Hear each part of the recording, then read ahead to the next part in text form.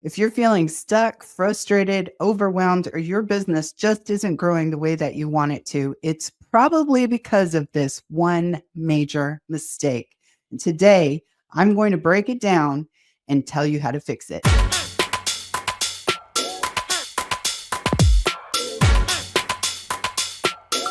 I see so many businesses working harder instead of smarter and spending hours on marketing, chasing leads, and still not getting the results that they want. Sound familiar? Well, you're not alone, and fixing this one mistake can completely change your business. But before we dive in, make sure to hit that subscribe button if you want weekly strategies to help you grow your business. Now let's get into it. If you've hung around on this channel or listened to my podcast for any length of time, you've heard me talk about the importance of guardrails in your business. And guardrails is basically the thing that keeps you from getting off track and moving in the right direction. And so that number one mistake that I see a lot of businesses make is having a lack of clear and focused growth strategy. Growth doesn't come from doing more. It comes from doing the right things consistently.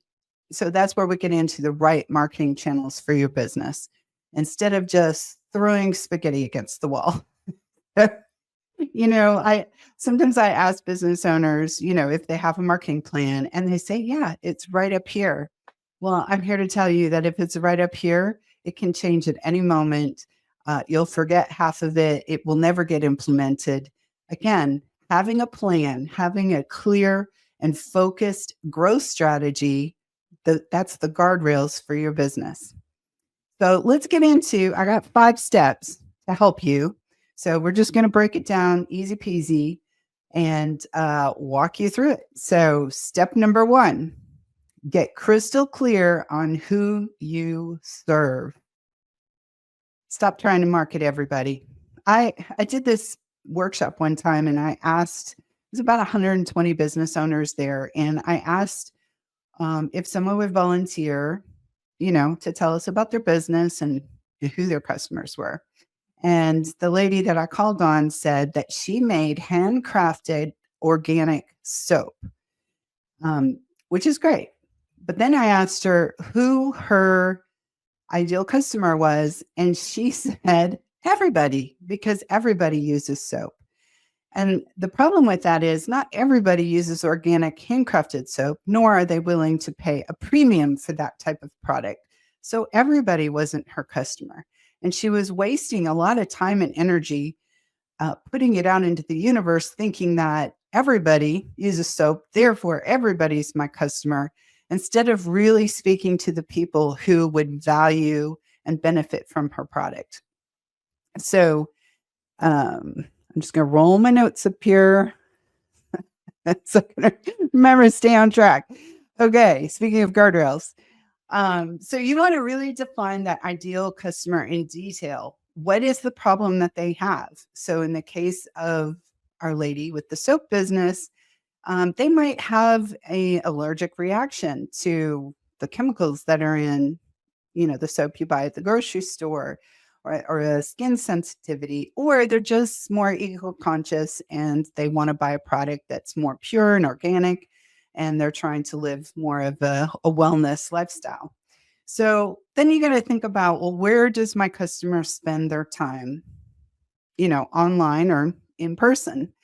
And so in the case of our soap business, they might spend time at Whole Foods. They might spend time at a nutritionist's office. They might spend time with a dermatologist. So think about, where is your customer spending time? What are they doing? And that will help you understand better where you should be in order to reach them.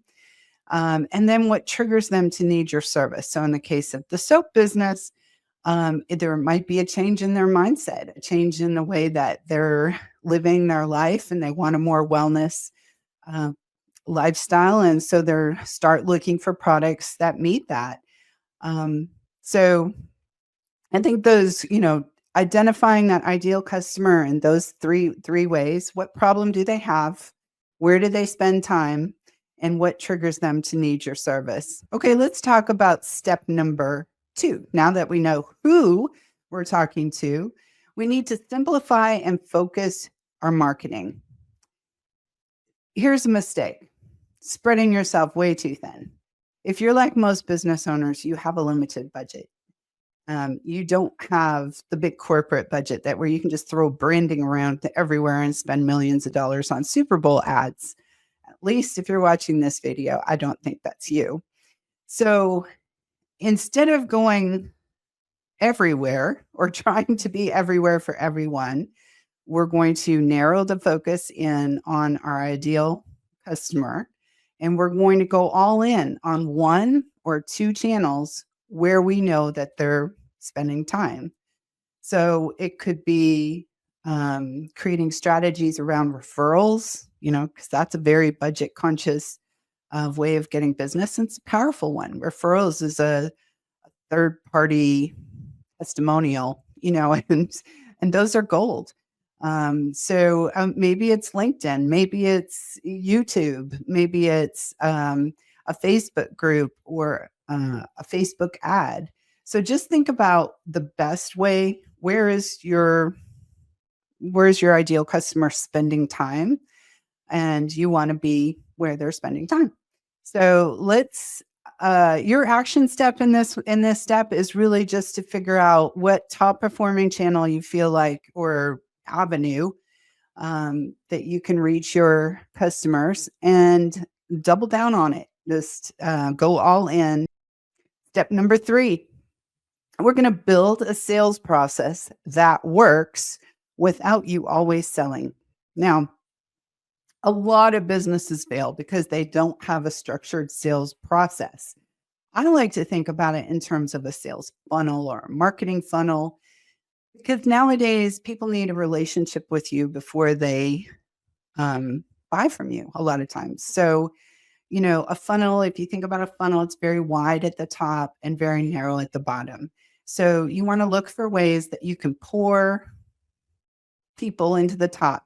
This is where they get to know you. That could be a YouTube video like I'm doing right now. This is a way for you to get to know me.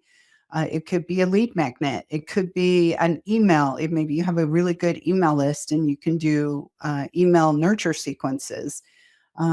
Maybe it's just a simple offer or for something free. Like we have a free ChatGPT for small business workshop. So that's a way for people to, that's an hour and 20-minute workshop. It has tons and tons of value. It's absolutely free, but it gives people an opportunity to get to know me and learn something of value from me. And, hopefully down the road or down the funnel, they make a buying decision to do something with me in terms of training or coaching or having us do some marketing for them. So that is step number 3. Okay, step number 4, we're going to track and adjust for growth. The best businesses track their numbers, and most businesses that are struggling don't.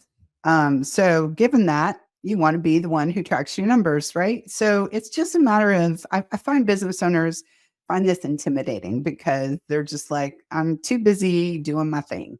And I don't want to track those numbers. What do they mean anyway? That kind of thing. So I think to get started in creating that habit of checking, one of the things that I do is I put it on my calendar. So I have a monthly day on my calendar where it's check all key metrics. So I schedule it like an appointment. And so that kind of holds me accountable to do it on a regular basis. And for you, it might be weekly, monthly, quarterly, whatever.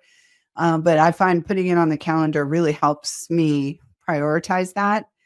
And then just look for the simple metrics that are meaningful to you, right? Maybe the number of leads that you're getting versus the number of sales. So you can look at the number of leads versus the number of sales. So you can see your close ratio. Those are good numbers. It might be the numbers of new clients or the amount of revenue. So and you also want to be tracking where those leads are coming from so that you can really lean into those areas. if you have 2 or 3, let's say 3, right? You have 3 areas that you've leaned into and you're, um, looking to find leads in those areas, right? If you're not tracking, you don't know. You don't know which one of those things is working. One could be working and 2 might not be working. And if you find out that 1 is working and 2 aren't, you shut down the 2 that aren't and you put it all into the one that is, right? It makes sense. But you're not going to know that unless you're tracking your metrics. So that's why it's important. So that's step 4. Make sure you track and adjust for growth. Step number 5, and it is a shameless plug, and I'm not going to apologize for it because I really feel like that when we do a grow session with someone, it really helps them a lot. It opens their eyes to things they hadn't thought about. It helps give them some structure around, how they can see themselves moving forward, and we offer this 100% free. It's not a sales pitch. It's not, some recorded webinar or whatever. I actually invest an hour in your business and talking through what makes sense for you, what doesn't make sense for you. This is your opportunity to ask questions, and really get a clear path of how you can grow your business and move forward. So, step number 5 is go ahead and schedule you a free growth session. Um, so the little graphic there has the website on it. It's timetothriveinbusiness.com/free-grow. And you can schedule it right there on the screen down at the bottom of that page. Get on my calendar and we will spend an hour together making your business better.